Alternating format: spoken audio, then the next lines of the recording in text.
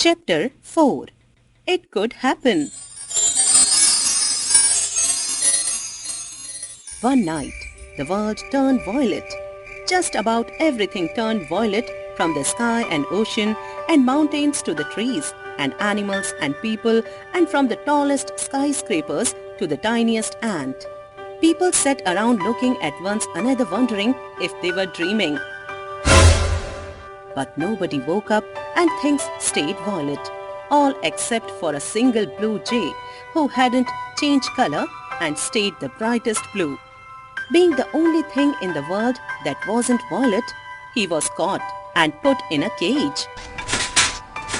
People were shocked. Some were afraid and some were amazed, and a few thought it to be funny. Because along with everyone else, the president was also violet. All the families were violet, as were teachers, movie stars, doctors, nurses, gas station attendants, the Queen of England, the President of Mozambique, taxi drivers, everybody. They went from place to place in their violet cars and buses and rode violet bikes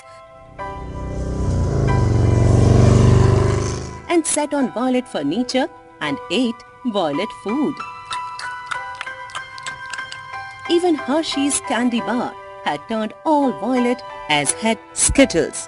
Girls generally thought this yuck, but some boys thought it was pretty neat. The smartest scientists in the world gathered to figure it out.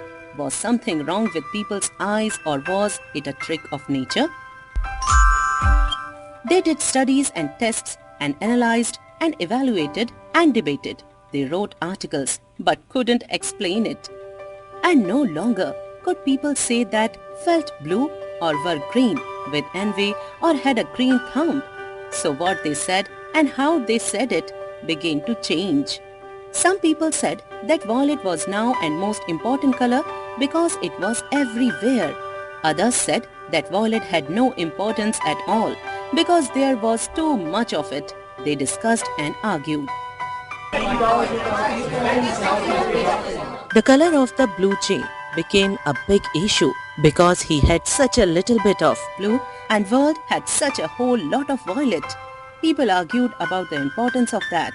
Some said the blue jay must be a very special bird, or maybe not a bird at all, because he alone had kept his true color. Others said this was silly, that the blue jay ate bird seed and drank water and fluffed his feathers, and that other than his special color, he was still just a bird. It was exactly 1 year to the day after the world had turned violet that people awoke to find the world had turned yellow, all except the blue jay. In some ways, a yellow world isn't any different from a violet world. People simply said yellow instead of violet when they linked about things. Only now the blue jay was more important than ever because he alone had stayed the color blue, and people argued about what that meant. They lined up for miles just to take a look at him. For the next 2 years, exactly on the day the world had turned violet and then yellow, it turned into new colors. First orange and then pink.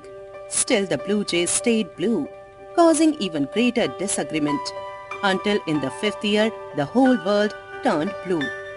The first thing people asked was, what about the blue jay? Had he stayed blue? Yes, he was still blue, the same color.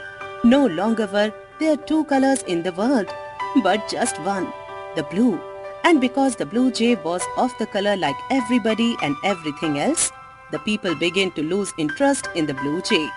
Now that he was neither more nor less important, crowds stopped coming, and one day, 6 months after the year that the world had turned blue, somebody let him out of his cage, and he flew off looking happy to be free.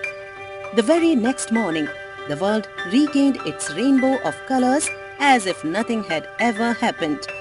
At first, this was a novelty, but soon people forgot the world had once been all violet. They forgot the world had once turned yellow, then orange, then pink, and then blue. They returned to saying they felt blue or were green, with envy or had a green thumb. But on occasion, they wondered where the blue jay had gone and how he was doing, and most of all, if he was still of the color blue and what it had all meant. Chapter 5. My